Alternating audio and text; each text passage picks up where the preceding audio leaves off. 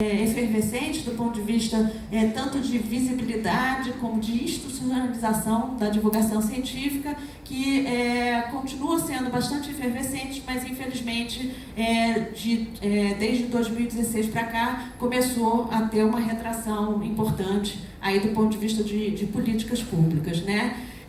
Como vocês devem lembrar, menos de 24 horas depois que o Temer conseguiu o poder, naquela forma que a gente sabe, ele já fundiu o Ministério de Ciência, Tecnologia e Inovações com a comunicação. Com isso, o Departamento de Popularização já perdeu um degrau na hierarquia, digamos assim, que obviamente tem um impacto importante tanto no orçamento, na decisão do orçamento, inclusive, como também de status. Isso também, e depois, agora, a partir desse ano, também com a nova reformulação, perdeu, na verdade, o departamento foi diluído, ele está em duas partes diferentes, com nomes diferentes, perdeu um pouco a forma e os orçamentos e, particularmente, o status, né? Infelizmente, também os editais para apoiar a divulgação científica que aconteciam nas FAPs foram congelados. As nossas fundações de amparo à pesquisa, elas estão bastante complicadas. A própria nossa, a FAPERJ, né, ela parou de oferecer esse tipo de edital que acontecia todo ano, o edital de popularização da ciência, e a situação do CNPq, a gente sabe qual é, o movimento de tentar simplesmente acabar com um organismo tão importante de apoio à pesquisa. Aliás, quem não assinou ainda a petição, o manifesto de apoio ao CNPq, ontem já estava em quase 900 mil assinaturas, ele vai ser levado para o Congresso Nacional essa semana, então é muito importante que a gente se mobilize em assinar esse manifesto. O ideal seria a gente chegar a esse número simbólico importante de 1 milhão de assinaturas. 900 mil pessoas assinando é bem legal, mas 1 milhão seria muito mais legal. Então, acho que é importante que quem não assinou ainda, que assine, e que todos nós também tentemos estimular nossos amigos, companheiros, colaboradores também a assinar. Isso um pouco para dizer, gente, a gente precisa se mobilizar, o CNPq e a pesquisa brasileira, a divulgação científica brasileira, ela está num momento de retração importante, e a gente pode tentar, de alguma maneira, fazer a diferença, tentando evitar esse desastre importante que está sendo feito por aí, né?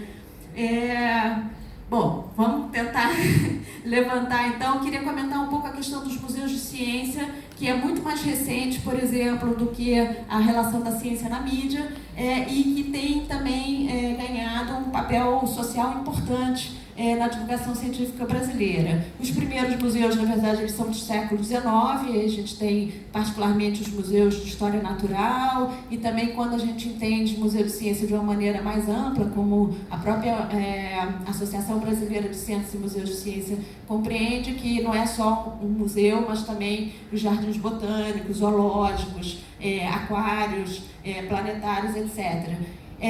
Então, portanto, vem de uma história já bastante longa. O primeiro museu interativo também tem algumas controvérsias, se seria o da Bahia, tem o próprio de Porto Alegre, ele vem de uma coleção menos interativa da década de 60, mas pelo menos a gente pode dizer que um dos primeiros museus interativos foi o Ciência Viva, na Tijuca, que inclusive é muito interessante porque ele foi feito com a colaboração com o Exploratório São Francisco, que é um dos grandes museus da história dos museus interativos de ciência no mundo, e, portanto, a gente consegue ver no Ciência Viva, ali na Tijuca, um pouco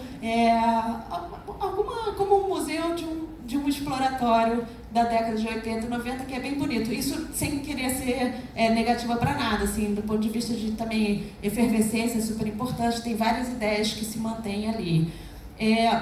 Em 1999 foi criada a Associação Brasileira de Centros e Museus de Ciência, que também é importante do ponto de vista de institucionalização, e sistematicamente, desde 2009, eu acho, a gente tem feito um guia de museus de ciência no Brasil, né? Então, a gente fez um primeiro em 2009, o Museu da Vida, Casa da Ciência, a própria BCMC, acho que eu estou esquecendo de mais algum parceiro, e a gente tem percebido, a cada 3, 4 anos a gente tem lançado uma edição nova, atualizada, e a gente tem percebido que tem crescido bastante. Em parte porque no primeiro guia a gente pedia para as pessoas responderem e elas não respondiam. Aí quando a gente soltou o primeiro guia, as pessoas falaram, mas por que eu não estou aqui? Ah, não está aqui porque não mandou a resposta. Então, a partir do segundo, as pessoas começaram a querer ser parte, portanto o aumento também tem a ver com a questão da resposta dos museus de ciência. E o último que a gente fez de 2015, a gente percebe que já tinham 260 museus registrados no Brasil. Isso não quer dizer que sejam os únicos museus de ciência brasileiros, mas pelo menos os mais importantes estão ali. A gente ainda percebe uma concentração importante no Sudeste. Quando a gente concentra, na verdade, 40% dos museus estão no Sudeste. Se a gente vai para o Norte, por exemplo, a gente percebe que são poucos, a gente conta nos dedos das mãos. E em termos de visitação, a gente percebe, em 2006, um estudo sobre o que o brasileiro pensa da ciência e tecnologia mostrou que 4% dos brasileiros visitaram um museu de ciência naquele ano, né? Em 2015, isso triplicou esse percentual, e eu acho que isso triplicou justamente como resultado das políticas públicas de estímulo a museus de ciência, de apoio a iniciativas de museu de ciência. E, infelizmente, o último estudo nacional que a gente apresentou agora em julho, a gente percebe que a visitação a museus de ciência caiu de novo para 6%, portanto, a percentual bastante parecido com aquele de 2006, ou seja, assim estamos perdendo bastante com esse cenário que a gente está tendo no país. Um esforço também importante de apoio a museus de ciência foi criar os museus itinerantes, né? Então, também se tentou apoiar pelo menos um museu por região, um museu itinerante por região, mas hoje em dia deve ter 30 ou 40 museus de ciência itinerantes, desde barco, ônibus, caminhão, etc., aí, que são bem ativos e fazem um papel super importante no interior do país. Esse é o nosso, né, aqui da Fiocruz, o Ciência Móvel. E pegando um pouco a discussão que Hilda trazia, uma questão que a gente queria tentar entender é como é que está, ou como não está, infelizmente, a acessibilidade nos nossos museus de ciência. Então, a gente fez um estudo na América Latina de museus de ciência, que a gente identificou 570 museus de ciência em toda a região, e a gente buscou ver desses 570 museus o que eles faziam em acessibilidade, né? Quando você discute isso, tem uma sensibilidade, porque em 12 países tem leis que apoiam a inclusão de pessoas com deficiência. Isso significa que quando você afirma que você não tem formas de acessibilidade, você também está se fragilizando perante a lei, né? Então, como é que você pode perguntar isso e expor os museus de ciência de uma maneira que seja positiva e que dê ferramentas para que eles se empoderem para se tornarem mais acessíveis e não para que eles sejam simplesmente multados, porque o ponto não é esse. O ponto é fazer com que eles sejam, de fato, mais, inclusive, se saibam como fazer, né? Então, nesse estudo, por exemplo, a gente percebeu que, na verdade, desses 570, só 100 museus se sentiam confortáveis de dizer que tinham, que eram acessíveis, e grande parte da acessibilidade é muito mais física, botar rampa, coisas desse tipo que são extremamente importantes, mas outras questões de acessibilidade, como a atitudinal, por exemplo, que as equipes estejam aptas a receber pessoas com deficiência, a gente percebe que é bem mais complicado. Eu vou passar um pouco mais rápido, por conta do meu tempo, mas só para comentar que também outras iniciativas importantes, como a Semana Nacional de Ciência e Tecnologia, as Olimpíadas, têm tido um impacto bastante importante em tentar envolver mais pessoas de formas diferentes em temas de ciência. O próprio Carnaval tem sido, sistematicamente, ciência e tecnologia tem sido tema do Carnaval, que é bem legal.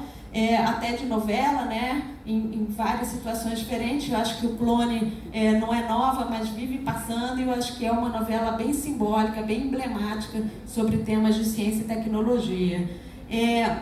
Esse aqui é um estudo que uma aluna minha de doutorado, a Vanessa Brasil, ela já concluiu, hoje em dia ela é pós-doutora, ela tentou analisar como é que a ciência e as cientistas são representados na TV aberta brasileira, né?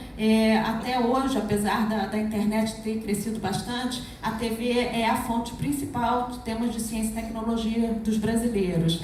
E o que a gente percebe é que a ciência, sim, tem sistematicamente estado presente e nas programações mais diversas, mais distintos gêneros televisivos, mas o primeiro ponto é que muitas vezes o personagem da ciência, ou esse protagonismo humano da ciência, né, o cientista ou a cientista, eles estão muito pouco presentes. E quando estão presentes, em geral, é homem, mais velho e branco. Essencialmente é isso. Quando tem mulheres, que é um número bem menor, em geral são bem mais jovens, sempre brancas também, e essa preocupação de ficar gatinha, né, de botar o batom. A Patrícia até uma vez estava comentando comigo que quando ela dá entrevista, bota um batom nela, enquanto o homem, quando dá entrevista, a preocupação não é de ajeitar cabelo, botar batom, etc. Então tem um pouco essa questão de, tá bom, a gente bota mulher, mas tem que ser gatinha e tem que manter esse visual. Isso